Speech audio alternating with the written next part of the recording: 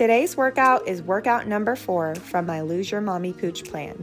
This plan is designed to heal diastasis recti, tone and shape your abs to achieve a flat belly, and most importantly, a strong and functional core. Make sure you've done workouts 1 through 3 before moving to this one, and all you need is a mat. Let's get started. Hey mamas, welcome to workout number 4 from my Lose Your Mommy Pooch workout series. Make sure you've done workouts 1 through 3 before progressing onto this one because we're gonna continue to build on those first 3 workouts. So let's get started on our mat. Onto our backs for our supine marching. So lay down, hands can be under the small of your low back or by your sides with the palms up.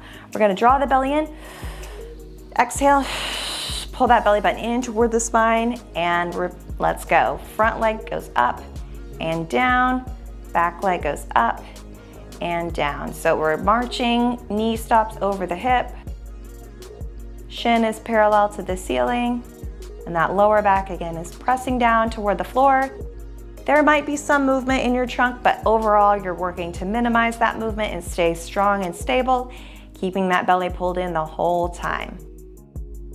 We're always gonna start with a similar movement in these workouts to get the core really fired up and functioning properly with the abdominal engagement, and then we can progress on to some of that harder stuff. So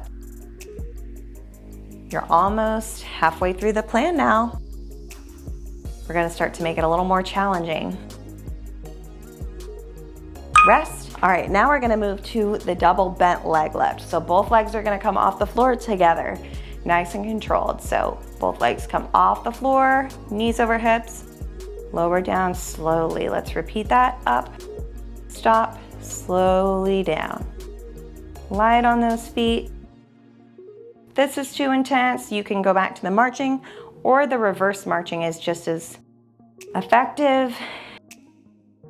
And in some cases, modifying is even more effective because you're doing what you can do well. If you can't do these exercises without compensating or losing technique, then it's not effective. So make sure you take your time progressing through these workouts, through these exercises, so you can really do everything with optimal function and control.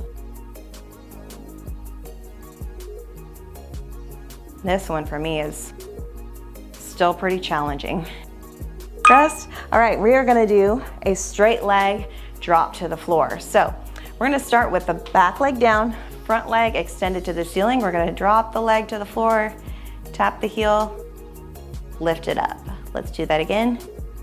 Lower with control.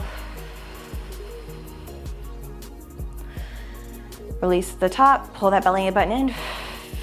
As you lower the leg and exhale, release pressure at the top. So if you exhale like this, on the hard part of the exercise, that's really gonna help you engage that TVA. And then when you inhale at the top, you can release that pressure and relax. Light tap with that heel. If you can't tap the heel or go all the way to the floor, that is fine. Also, if you need to bend your leg a little bit, fine.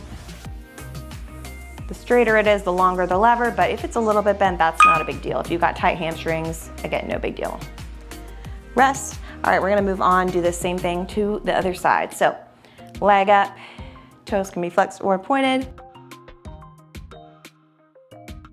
My feet are usually somewhere in the middle. I got made fun of when I used to be a dancer, and I would, instead of pointing my toes, I would do this and they would call it the claw. So if you notice me doing that, it's just what I do. I don't know, I can't help it. All right, back to the core. So keep that belly pulled in and engaged. Relax at the top. Again, slow and controlled right here.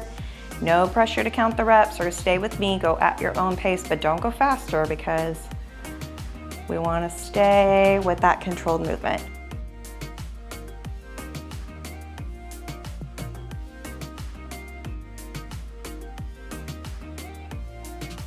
And rest. Okay, let's move on now to a bird dog crossover. So you're gonna come to your hands and knees, hands under shoulders, knees under hips.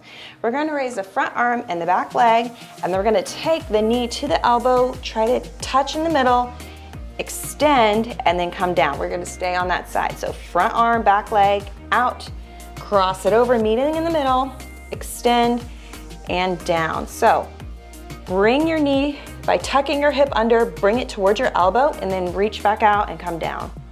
Your goal here is to try to get those obliques involved in that crossover and maintain your balance. It's tricky, so if you can't quite touch that knee to elbow or get it close, just do what you can and bring it somewhat together, like maybe you come here, totally fine. The goal is to just get some rotation. So you're getting into those obliques, and then you're staying stable by keeping your shoulder over your wrist as you're moving into that crossover position. Now rest, you can shift back onto your hips for a second. We're gonna do that same thing. Other side, deep breath. Exhale, pull that belly in. Let's do it. So we reach, cross over, extend, and tap. Let's keep it going.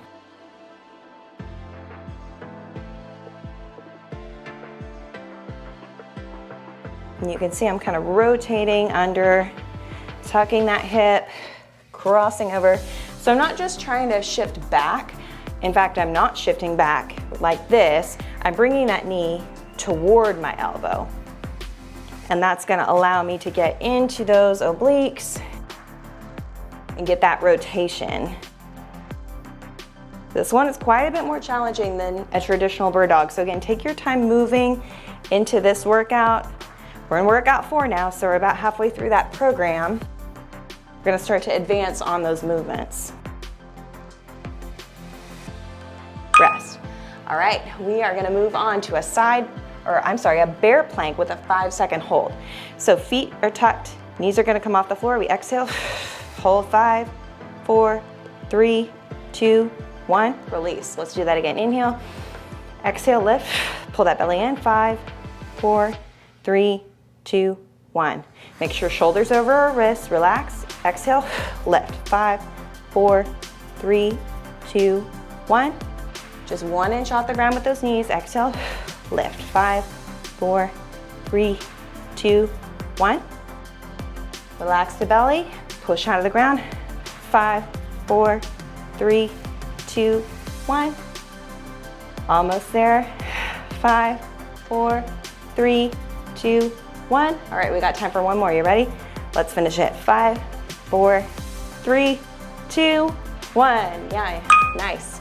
We got it. Okay, over onto our backs. We're gonna go back to that glute bridge with the pulse. So feet close to butt, drive through those heels, lift and pulse. Whew, heart rate got up a little bit on that one. Did you feel it?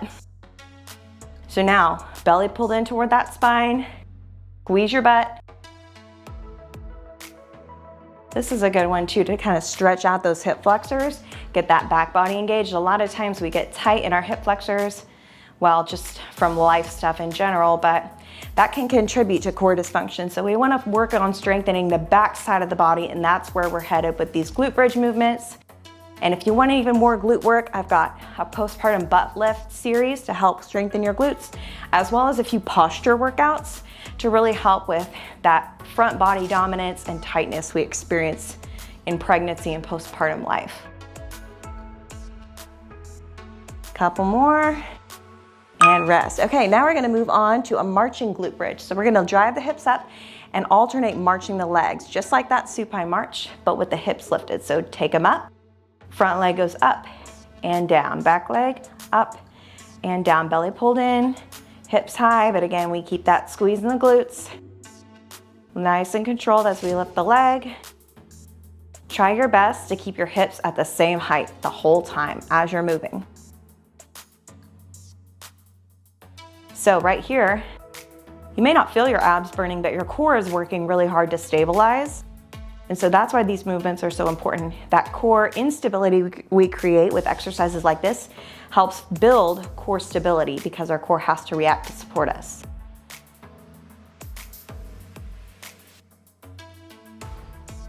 Couple more here.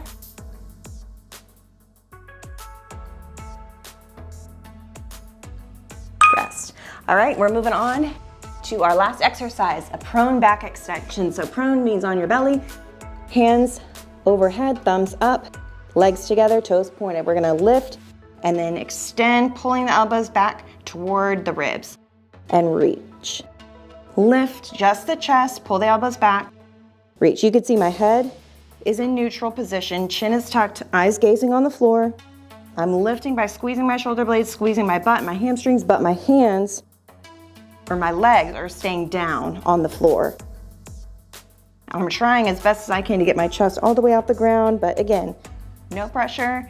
I don't want you straining your neck to lift. I want you lifting from that back body, pulling the elbows back, using those lats. Should feel, again, nice and controlled. Just a couple more and we're almost there. And we made it. That's the end of workout 4.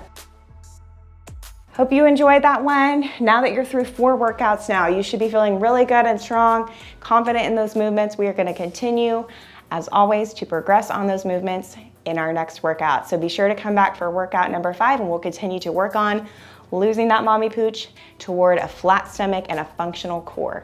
See you back here next time for workout 5.